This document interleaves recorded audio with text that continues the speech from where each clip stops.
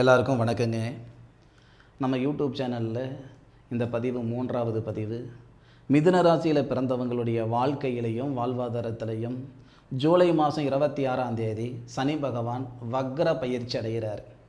அப்படி வக்ர பயிற்சி அடையும் பொழுது மிதுன ராசியில் பிறந்தவங்களுக்கு இந்த பிரபஞ்சம் எந்த மாதிரியான மாற்றங்களை தரப்போகுதுன்றது பற்றி தானுங்க ஆதாரபூர்வமாக வேதகால முறையில் துல்லியமாக இந்த பதிவில் நம்ம பார்க்க போகிறோம். நம்ம சேனலை உங்கள் நண்பர்களுக்கு ஷேர் பண்ணுங்கள். இந்த வீடியோ உங்கள் மனசுக்கு வருது, உங்களுக்கு திருப்திகரமாக இருக்குதுன்னா சப்ஸ்கிரைபர் பண்ணுங்கள். உங்களுடைய கருத்துக்களை கமெண்ட் பாக்ஸில் பதிவு பண்ணுங்கள். மிதுன ராசியாதிபதின்னு சொல்லக்கூடிய கிரகம் மிதுன ராசியாதிபதின்னு சொல்லக்கூடிய கிரகம் புதன். யாருக்குமே இல்லாத ஒரு பிராப்தம் மிதுன ராசியில் பிறந்தவங்களுக்கு உண்டு. ராசியாதிபதி புதன் ராசிக்கு 4வது பாவகத்தில் ஆட்சியும் பெறுவார், உச்சமும் பெறுவார். இந்த சனி பகவான் வக்ரம் அடையும் பொழுது உங்களுடைய ராசிநாதனுடைய நட்சத்திரத்தில் தான் சனி பகவான் வக்ரம் அடைகிறார். ரேவதி நட்சத்திரம் அப்படின்றது சனி பகவான் அவதரித்த நட்சத்திரம், புதனுடைய நட்சத்திரம், அது உங்கள் ராசிநாதனுடைய நட்சத்திரம். அப்போது 10வது பாவகம் தொழில் ஸ்தானத்தில் இருக்கிறவர் உங்கள் ராசிக்கு 4வது பாவகத்தை பார்க்கிறார், சுபஸ்தானத்தை பார்க்கிறார். மிதுன ராசியில் பிறந்தவங்க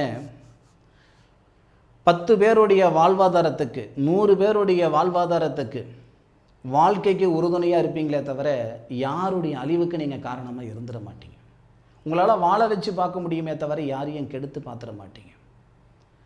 10 ரூபா கொடுத்த இதில் தான் பிழைக்கணும், பிழைச்சி காட்டிடுவீங்க. 10,000 ரூபாய் கொடுத்தாலும் 10 ரூபா பிழைப்பு தான். உங்களை சார்ந்தவங்களுக்கு தான் நீங்கள் வாழ்ந்திருப்பீங்களே தவிர உங்களுக்கு நீங்கள் வாழ்ந்தீங்களான்னு கேட்டிங்கன்னா கிடையாது.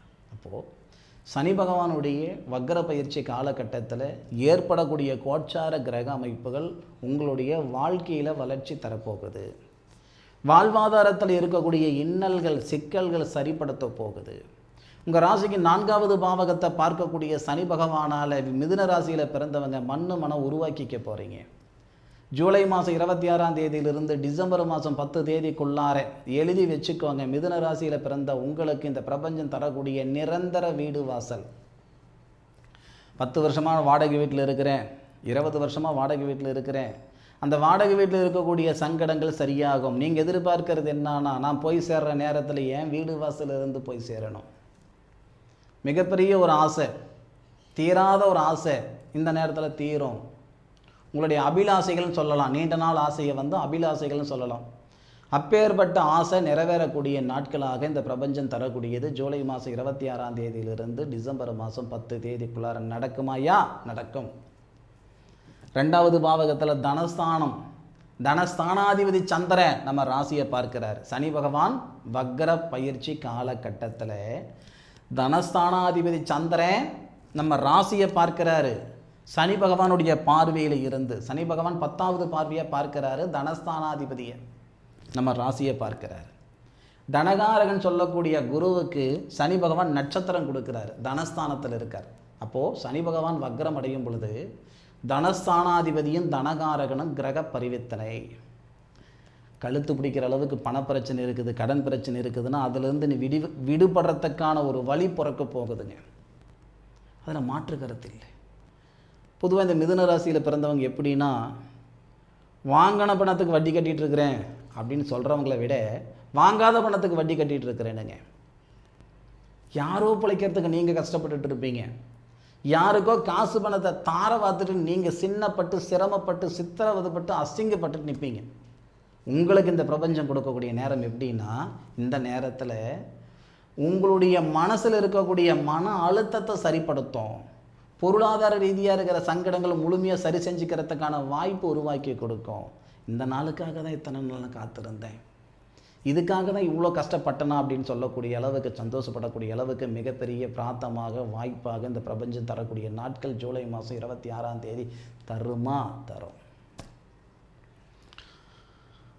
சொந்த மனை வாங்குறதுக்கான வாய்ப்பு இருக்குன்னு சொன்னேன். அதே அளவில் வாகனம் வாங்கக்கூடிய யோகமும் உண்டு மிதுன ராசியில் பிறந்தவங்களுக்கு. ஏன்னா 4வது பாவகத்துக்கு அதிபதி உங்கள் ராசியில் இருந்து உங்கள் ராசிக்கு 7வது பாவகத்தை பார்க்க செய்கிறாரு. திருமணத்தில் இருக்கிற தடைகள் விலக போகுது, வாகனம் வாங்கிறதுக்கான வாய்ப்புகள் பிறக்க போகுது, மாற்று கருத்து இல்லை. சனி பகவானுடைய பார்வை உங்கள் ராசிக்கு 4வது பாவகத்தில். இரும்பு இயந்திர தொழில் செய்துக்கிட்டு இருக்கிறேனுங்க, நிச்சயமாக ஒரு நல்ல காலம் இந்த நேரத்தில் பிறக்க போகுது. வெளிநாட்டுக்கு எக்ஸ்போர்ட் பண்ணுற சூழ்நிலைகள் ஒரு சிலருக்கு இருக்கும், ஏற்றுமதி செய்யக்கூடிய சூழ்நிலைகள் ஒரு சிலருக்கு இருக்கும், வெளிநாடு தொடர்புள்ள வேலைகளை செய்கிறதுக்கான வாய்ப்புகள் ஒரு சிலருக்கு வரப்போகுது. அருமையான ஒரு காலகட்டத்தில் மிதுன ராசியில் பிறந்தவங்க ட்ராவல் பண்ணுற போகிறீங்க, சரியா? அந்த நாட்களை கரெக்டான முறையில் பயன்படுத்திக்கிற பட்சத்தில் மிகப்பெரிய வாய்ப்புகள் மிதுன ராசியில் பிறந்தவங்களுக்கு வரப்போகுது. அனுபவித்து சொல்லுங்கள். ஒரு அற்புதமான தருணத்தில் மிதுன ராசியில் பிறந்த உறவுகளை சந்திக்கும் வரை உங்களிடமிருந்து விடை பெறுவது உங்கள் வீட்டு ஜோதிட நண்பனான மா காளிதாஸ் மணிகண்டன். திருச்சிற்றம்பலம். வாழ்க வையகம், வாழ்க வளமுடன்.